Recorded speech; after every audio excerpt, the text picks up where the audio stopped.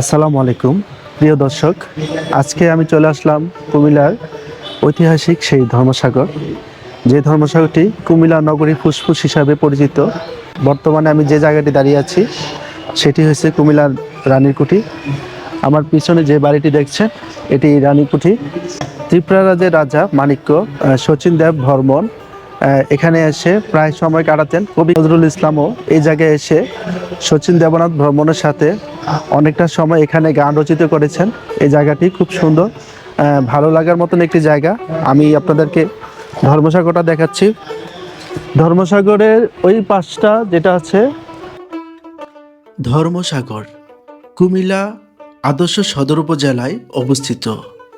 এটি মানব সৃষ্টির জলাশয়।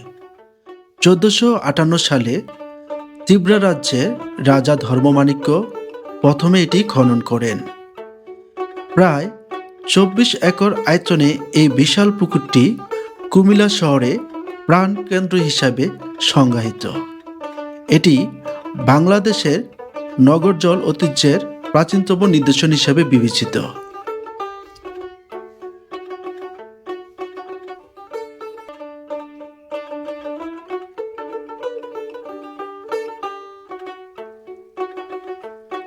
ধর্মসাগর ত্রিপুরার আধিপত্যে মহারাজা প্রথম ধর্মমাণিক্য 1458 সালে ধর্মসাগর খনন করেন।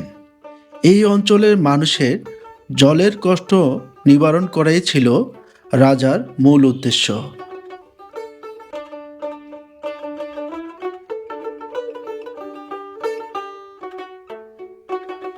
রাজমালা গ্রন্থে অনুসারে মহারাজা সুদীর্ঘ 32 বছর রাজত্ব করেন।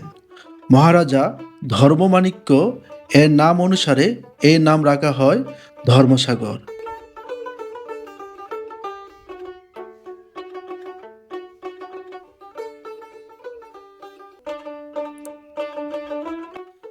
ধর্মসাগর নিয়ে ছড়িয়ে হয়েছে বহু উপাখ্যান ও উপকথা।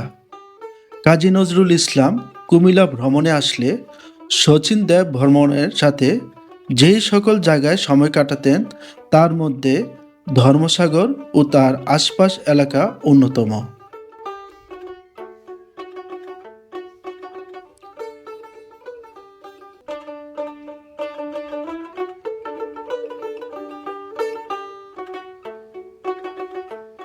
বলা হয়ে থাকে এটি কুমিল্লা নগরের মানুষের ফুসফুসের কেন্দ্র।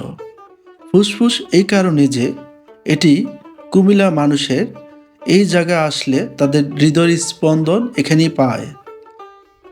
সবুজ শ্যামলা গাছে মাঝখানে একটি বড় দিঘি। এই দিঘির আশেপাশে এলাকাটা অনেকটাই খোলামেলা পরিবেশ।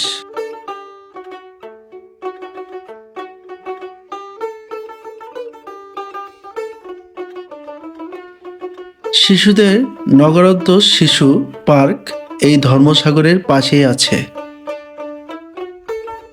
বন্ধুরা, আজকে এই ভিডিওটি এতটুকুই পর্যন্ত। ভিডিওটি কেমন হলো অবশ্যই জানাবেন।